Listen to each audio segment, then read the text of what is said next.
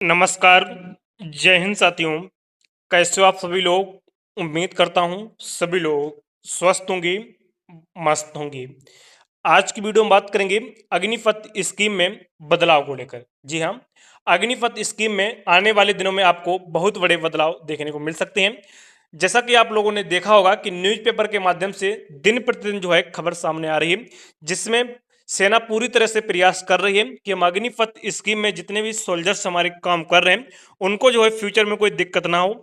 जहाँ तक पॉसिबिलिटी यही बन रही है कि उन्हें जो है सेना के अंदर ही कंटिन्यू जो है काम दिया जाए।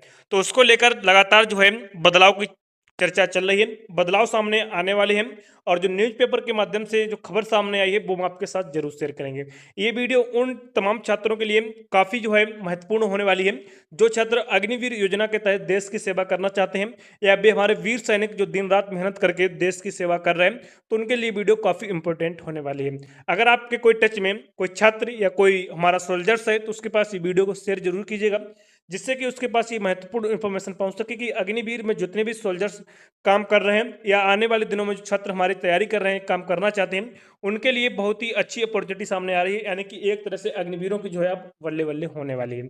लगातार आप लोगों ने सुना होगा कि अग्निपथ स्कीम की बुराइयों के बारे में आप लोगों ने बहुत सुना होगा, लेकिन सेना बिल्कुल नहीं चाहती है कि ये जो है जो परिस्थितियां हैं, जो फेज हो रही हैं, सामने जो कठिनाई आ रही हैं, उन्हें बिल्कुल जो है दूर किया जाए और जो हमारे सोल्जर्स हैं उन्हें एक अच्छी सिक्योर जो है जॉब मिले और जो हमारे आने वाले दिनों में जो सोल्जर्स काम करने वाले हैं उनके लिए फ्यूचर एकदम सिक्योर रहे। तो 2026 में आपको एक बड़ा तोहफा मिल सकता है। अग्निपथ योजना में एक बहुत बड़ा बदलाव होने वाला है। अगर वो बदलाव हो जाता है तो आपकी जो है मौज हो जाएगी।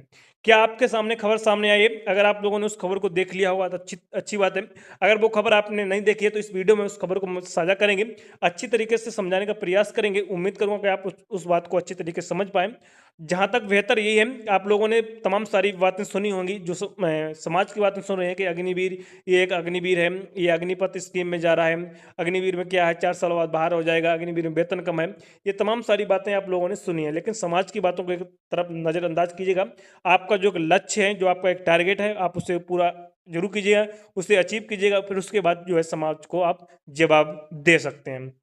तो क्या खबर सामने आई है उसे एक बार जरूर देखिएगा।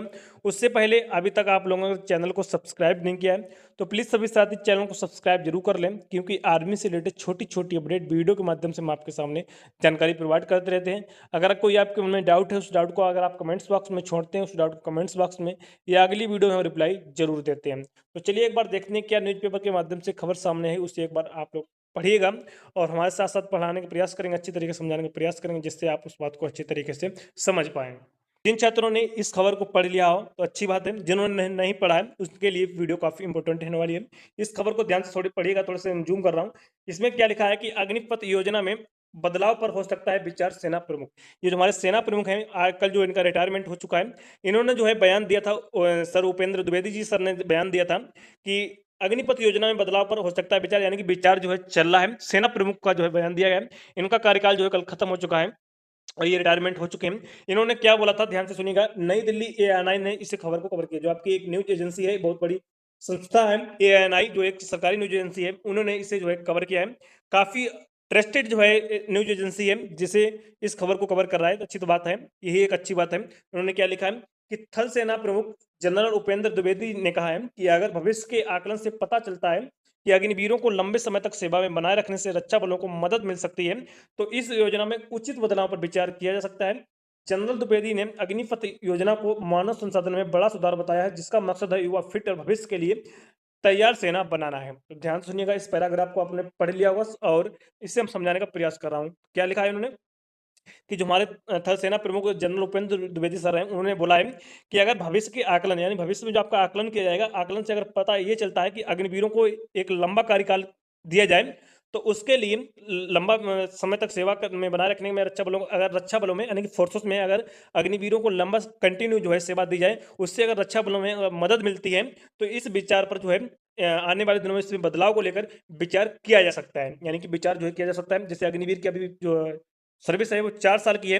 अगर इसे 6 साल या 8 साल करने पर रक्षा बलों में अगर मदद मिलती है, तो इस पर जो है विचार किया जा सकता है। आपके अग्निवीर का कार्यकाल जो है 4 साल से लेकर 6 साल या 8 साल भी किया जा सकता है। आप लोगों ने सुना होगा, इससे पहले भी एक न्यूज़ आई थी जहाँ पर से सेना ने अपना पक्ष रखा था सरकार के पास कि अग्निवीर में जो सोल्जर्स हैं, जो 75% बाहर होंगे या 25% परमानेंट होंगे, तो इससे हमारे सेना में जो ट्रेंड सोल्जर्स हैं उनकी कमी हो जाएगी।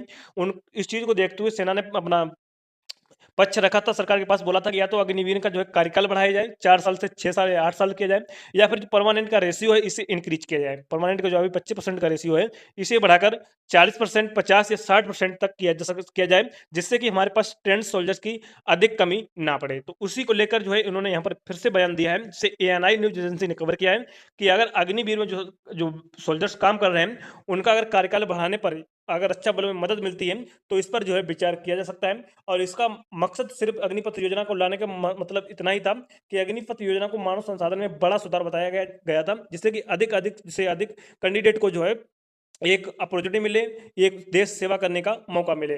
दूसरा मकसद ये भी है कि युवा इसमें फिट रहें और भविष्य के लिए तैयार सेना बनानी है, ऐसा लिखा है।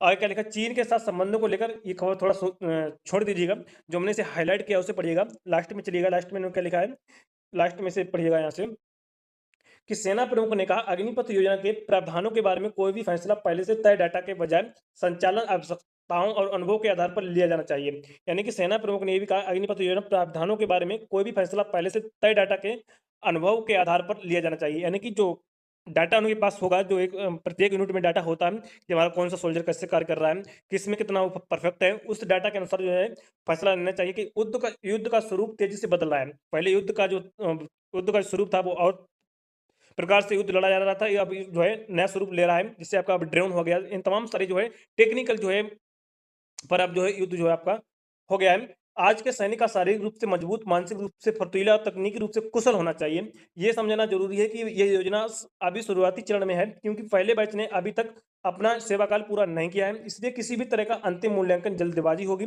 थल सेना प्रमुख के तौर पर अपने 2 साल के कार्यकाल की मुख्य उपलब्धियों के बारे में जनरल उपेंद्र द्विवेदी ने कहा, सबसे अहम उपलब्धि ऑपरेशन सिंदूर है, क्योंकि इसने भारतीय सेना की संयुक्त एकीकृत भविष्य के लिए तैयार युद्ध क्षमता को साबित कर दिया गया। इन्होंने 2-3 बातें कही हैं कि अभी जो युद्ध का जो स्वरूप है वो तेज़ी से बदल रहा है, और दूसरा बात है कि बदल रहा है और आज के सैनिक शारीरिक रूप से मजबूत और मानसिक रूप से फुर्तीले और तकनीकी रूप से कुशल होने चाहिए। यानी कि तकनीकी रूप से कुशल 100% होने चाहिए, क्योंकि आपके युद्ध का जो है स्वरूप बदल रहा है। और उन्होंने लिखा कि पहले बैच में का अभी तक कार्यकाल पूरा नहीं हुआ, तो इसमें अभी कोई फैसला लेना जल्दबाजी होगी। थल सेना के प्रमुख तौर पर अपने 2 साल की जो कार्यकाल था उसकी उन्होंने उपलब्धि बताई। इसमें उन्होंने सबसे अहम उपलब्धि बताई ऑपरेशन सिंदूर। ऑपरेशन सिंदूर में क्योंकि इसने भारतीय सेना की संयुक्त और एकीकृत भविष्य के लिए तैयार युद्ध क्षमता को साबित कर दिया। यानी कि भविष्य में कोई भी युद्ध अगर होता है, तो उसके लिए हमारी जो है सेना एकदम बिल्कुल ट्रेंड है। ऐसा उन्होंने बोला है कि अभी अग्निवीर में कोई बदलाव को लेकर थोड़ी जल्दबाजी होगी, क्योंकि ये शुरुआती चरण है, अभी इसके पहले बैच का जो है कार्यकाल पूरा नहीं हुआ है। ये तमाम सारी अपडेट्स हैं और सेना प्रमुख ने दिए हैं, जो इस न्यूज़ एजेंसी ने कवर किया है। अगर इसमें कोई आपका डाउट है इसको लेकर, तो उसको कमेंट बॉक्स में छोड़िएगा। ये ज़रूर है कि आपके अग्निवीर योजना में आने वाले दिनों में बदलाव होने के पूरे-पूरे चांसेस हैं, जैसा कि आप लोगों ने सेना प्रमुख का बयान भी सुना होगा। मिलते हैं एक नई वीडियो के साथ, तब तक के लिए जय हिंद, वंदे मातरम।